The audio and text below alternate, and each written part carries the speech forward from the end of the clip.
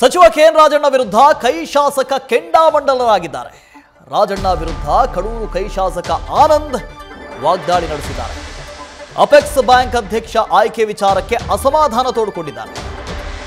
BJP ಅಧ್ಯಕ್ಷರನ್ನ ಕೂರಿಸಿಕೊಂಡು ಅಧಿಕಾರ ಮಾಡ್ತಿದ್ದೀರಿ, ನಿಮಗೆ ನಾಚಿಕೆ ಆಗಲ್ವಾ ಅಂತ ಕೆಎನ್ ರಾಜಣ್ಣ ವಿರುದ್ಧ ಆನಂದ್ ಕಿಡಿಕಾರಿದ್ದಾರೆ. ನಮ್ಮಲ್ಲಿ ಸಿಎಂ ಹಾಗೂ ಕೆಪಿಸಿಸಿ ಅಧ್ಯಕ್ಷರ ಹುದ್ದೆ ಖಾಲಿ ಇಲ್ಲ, ಪ್ರಚಾರಕ್ಕಾಗಿ ಮಾತಾಡಿ ಬೇರೆ ಯಾವುದೇ ಪ್ರಯೋಜನ ಇಲ್ಲ. ಕ್ಯಾಬಿನೆಟ್ ಸಚಿವ ಆಗಿ ಬಿಜೆಪಿಗರ ಕೆಳಗೆ ಕೂತು ಮಾತಾಡ್ತಾರೆ. ನಿಮಗೆ ತಾಕತ್ತಿದ್ರೆ ಅಪೆಕ್ಸ್ ಬ್ಯಾಂಕ್ ಅಧ್ಯಕ್ಷರನ್ನ ಕೆಳಗಿಳಿಸಿ. ಸಹಕಾರ ಸಚಿವ ರಾಜಣ್ಣ ವಿರುದ್ಧ ಕಡೂರು ಶಾಸಕ ವಾಗ್ದಾಳಿ ನಡೆಸಿದ್ದಾರೆ. ಇತ್ತೀಚೆಗೆ ಶ್ರೀನಿವಾಸ್ ಕೂಡ, ಶಾಸಕ ಶ್ರೀನಿವಾಸ್ ಅವರು ಕೂಡ ವಾಗ್ದಾಳಿ ನಡೆಸಿದ್ರು. ಇಡೀ ರಾಜ್ಯದಲ್ಲಿ ವಿಎಸ್ಎಸ್ಎನ್ ಸೊಸೈಟಿಗಳಿಗೆ ಅಥವಾ ಬೇರೆ ಬೇರೆ ಸಂಘ ಸಂಸ್ಥೆಗಳಿಗೆ ಚುನಾವಣೆ ನಡೀತಾ ಇದೆ. ಅದ್ರ ಮುಖಾಂತರ ಡಿಸಿ ಬ್ಯಾಂಕ್ಗೆ ರಾಜ್ಯದಲ್ಲಿ ಚುನಾವಣೆ ಆಗುತ್ತೆ. ಇವತ್ತು ಅವರು ಅದರ ನಿರತವಾಗಿ ಕಾಂಗ್ರೆಸ್ ಪಕ್ಷ ಎಷ್ಟು ತಾಲೂಕುಗಳಲ್ಲಿ ವಿಎಸ್ಎಸ್ಎನ್ ಅಧಿಕಾರ ಪಡೆಯಿತು, ರಾಜ್ಯದಲ್ಲಿ ಎಷ್ಟು ಡಿಸಿಸಿ ಬ್ಯಾಂಕ್ ಅಧಿಕಾರ ತಗೋಬಹುದು ಅಂತಕ್ಕಂಥದ್ರ ಬಗ್ಗೆ ಯೋಚನೆ ಮಾಡಬೇಕು. ಅದ್ರ ಜೊತೆಲಿ ಒಂದು ದೊಡ್ಡ ಇಲಾಖೆ ಸಹಕಾರ ಇಲಾಖೆ, ಅದರಲ್ಲಿ ಕೆಲಸ ಮಾಡೋದು ಬಿಟ್ಟು ಸುಮ್ಮನೆ ಮುಖ್ಯಮಂತ್ರಿ ಹುದ್ದೆ ಬಗ್ಗೆ ಮಾತಾಡ್ತಕ್ಕಂಥದ್ದು ಅಥವಾ ಕೆಪಿಸಿಸಿ ಹುದ್ದೆ ಬಗ್ಗೆ ಮಾತಾಡ್ತಕ್ಕಂಥದ್ದು.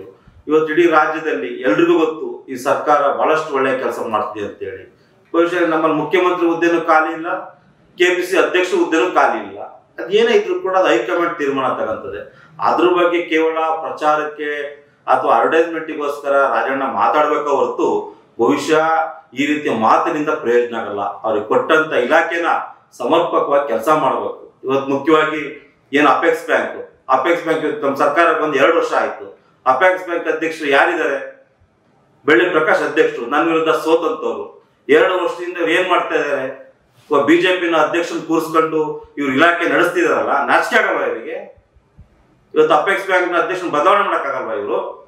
ರಾಜಣ್ಣನು ಕೂಡ ಒಬ್ರು director, cabinet minister, Shivanand Patil ಮಂತ್ರಿ, ಅವರು apex bank director, D Sudhakar ಅವರು ಅಪೆಕ್ಸ್ ಬ್ಯಾಂಕ್ ಡೈರೆಕ್ಟ್ರು, ನಮ್ಮ ಪಕ್ಷದ ಮತ್ತೊಬ್ಬ ಹಿರಿಯ ನಾಯಕ ಲಕ್ಷ್ಮಣ್ ಸವದಿ ಅವರು ಅಪೆಕ್ಸ್ ಬ್ಯಾಂಕ್ ಡೈರೆಕ್ಟ್ರು. ಇಂತಿಂತ ಪ್ರಭಾವಿಗಳು ಇದ್ದಿ ಒಬ್ಬ ಬಿಜೆಪಿ ಕೆಳಗೆ ಅಪೆಕ್ಸ್ ಬ್ಯಾಂಕ್ ನ ಮೀಟಿಂಗ್ ಮಾಡ್ತಾರಲ್ಲ, ಒಬ್ರು ಕ್ಯಾಬಿನೆಟ್ ಮಿನಿಸ್ಟರ್ಗಳಾಗಿ ಒಬ್ಬ ಬಿಜೆಪಿ ಕೆಳಗೆ ಕೂತ್ಕೊಂಡು ಮೀಟಿಂಗ್ ಮಾಡ್ತಾರಲ್ಲ, ನಾಚಿಕೆ ಆಗಲ್ಲ ಇವರಿಗೆ? ಇದಾ ಪಕ್ಷ ಕಟ್ಟದ್ ಇವರು? ಅದೇ ಅಪೆಕ್ಸ್ ಬ್ಯಾಂಕ್ ಪೋಸ್ಟ್ ನ ಯಾರಾದ್ರೂ ಕೂಡ ಒಬ್ಬ ಕಾಂಗ್ರೆಸ್ ಪಕ್ಷದ ನಿಷ್ಠಾವಂತ ಮುಖಂಡನಿಗೋ ಕಾರ್ಯಕರ್ತರಿಗೋ ಕೊಟ್ಟಿದ್ರೆ ಇವತ್ತು ಒಂದು ಒಳ್ಳೆ ಹುದ್ದೆ ಕಾಂಗ್ರೆಸ್ ಪಕ್ಷಕ್ಕೆ ಇರ್ತಾ ಇರ್ಲಿಲ್ವಾ? ಇದ್ರ ಬಗ್ಗೆ ರಾಜಣ್ಣ ಯೋಚನೆ ಮಾಡಿ. ನಾನು ಇದ್ರ ಬಗ್ಗೆ ಅನೇಕ ಬಾರಿ ಹೈಕಮಾಂಡ್ ಕೂಡ ತಿಳಿಸಿದ್ದೀನಿ, ಪಕ್ಷದ ಮುಖಂಡರು ಕೂಡ ತಿಳಿಸಿದ್ದೀನಿ. ಇವತ್ತು ದಿನನಿತ್ಯ ಹೋರಾಟ ಮಾಡ್ತಿರ್ತಕ್ಕಂಥ ನಾವು ಜಿಲ್ಲೆಯಲ್ಲಿ 5 ಸ್ಥಾನಗಳನ್ನ, ವಿಧಾನಸಭೆ ಸ್ಥಾನಗಳನ್ನ ಗೆದ್ದಿದೀವಿ. ನಮ್ಮ ಪಕ್ಷ ಸಂಘಟನೆ ಬೇಕಿದೆ ಜಿಲ್ಲೆಯಲ್ಲಿ. ಆದ್ರೆ ಇವರಿಂದ ನಮಗೆ ಕೋಆಪರೇಟಿವ್ ಮುಖಾಂತರ ಬಿಜೆಪಿ ಅವರು ಅಡ್ಡದಾರಿ ನಡ್ಕೊಂಡು ರಾಜಕಾರಣಕ್ಕೆ ಬಹಳಷ್ಟು ನಿಮ್ಗೆ ಅಡಚಣೆ ಮಾಡ್ತಾ ಇದ್ದಾರೆ. ಇದ್ರ ಬಗ್ಗೆ ರಾಜಣ್ಣ ಯೋಚನೆ ಮಾಡೋದಿಲ್ಲ.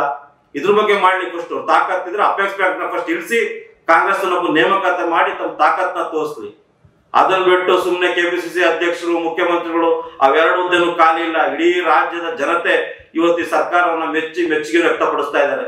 ಎಲ್ಲೇ ಹೋದ್ರು ಕೂಡ, ಯಾವುದೇ ಹಳ್ಳಿಗೆ ಹೋದ್ರು ಕೂಡ ಈ ಸರ್ಕಾರ ಒಳ್ಳೆ ಕೆಲಸ ಮಾಡ್ತಿದೆ, ಮುಖ್ಯಮಂತ್ರಿ ಒಳ್ಳೆ ಕೆಲಸ ಮಾಡ್ತಾ ಇದ್ದಾರೆ, ಉಪಮುಖ್ಯಮಂತ್ರಿ ಒಳ್ಳೆ ಕೆಲಸ ಮಾಡ್ತಿದೆ ಅಂತ ಜನ ಮೆಚ್ಚುಗೆ ವ್ಯಕ್ತಪಡಿಸ್ತಿದ್ದಾರೆ. ಇಂಥ ಸಂದರ್ಭದಲ್ಲಿ ಈ ರೀತಿಯ ಅಧ್ಯಕ್ಷ ಸ್ಥಾನದ ಬಗ್ಗೆ, ಮುಖ್ಯಮಂತ್ರಿ ಸ್ಥಾನದ ಬಗ್ಗೆ ಮಾತಾಡ್ತಕ್ಕಂಥದ್ದು ಬಿಟ್ಟು ಒಳ್ಳೆ ಕೆಲಸ ಮಾಡಿ. ಇವತ್ತು ನಮ್ಮ ಸರ್ಕಾರದಲ್ಲಿ ಬಹಳಷ್ಟು ಜನ ಸಚಿವರು ಒಳ್ಳೊಳ್ಳೆ ಕೆಲಸ ಮಾಡ್ತಾರೆ. ಹಿರಿಯ ಸಚಿವರು ಬಹಳ ಅಚ್ಚುಕಟ್ಟಾದಂತ ಕೆಲಸ ಮಾಡ್ತಿದ್ದಾರೆ.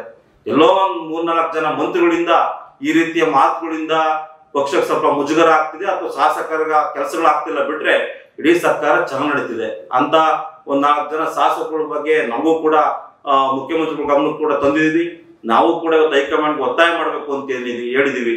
ಏನು ಶಾಸಕರೊಂದು ಅಭಿಪ್ರಾಯ ತಗೊಳ್ಳಿ, ಮಂತ್ರಿಗಳ ಕಾರ್ಯವೈಖರಿ ಹೇಗಿದೆ ಅಂತ ಹೇಳಿ, ಅಥವಾ ಸ್ವತಃ ಹೈಕಮಾಂಡೇ ಮಂತ್ರಿಗಳ ಕಾರ್ಯವೈಖರಿಗಳ ಬಗ್ಗೆ ಮೌಲ್ಯಮಾಪನ ಮಾಡಲಿ. ಯಾಕೆಂದ್ರೆ ಕೆಲಸ ಮಾಡೋರು ಮಾಡ್ತಾ ಇದ್ದಾರೆ. ಇನ್ ಕೆಲವರು ಶಾಸಕಗಳಿಗೆ ಕನಿಷ್ಠ ಗೌರವನು ಕೊಡಲ್ಲ. ಅಂತವರ ಬದಲಾವಣೆ ಆಗ್ಲೇಬೇಕಾಗ್ತದೆ. ಇದ್ರ ಬಗ್ಗೆನೂ ಕೂಡ ನಾವು ಮುಂಬರ್ತಕ್ಕಂಥ ದಿನಗಳಲ್ಲಿ ಒಂದು ಹೈಕಮಾಂಡ್ಗೆ ಒತ್ತಾಯ ಮಾಡ್ತಕ್ಕಂಥದ್ದನ್ನ ಮಾಡ್ತೀವಿ. ನ್ಯೂಸ್ ಫಸ್ಟ್, ನಿರ್ಭೀತಿಯಿಂದ ನಿಮ್ಮ ಪರವಾಗಿ.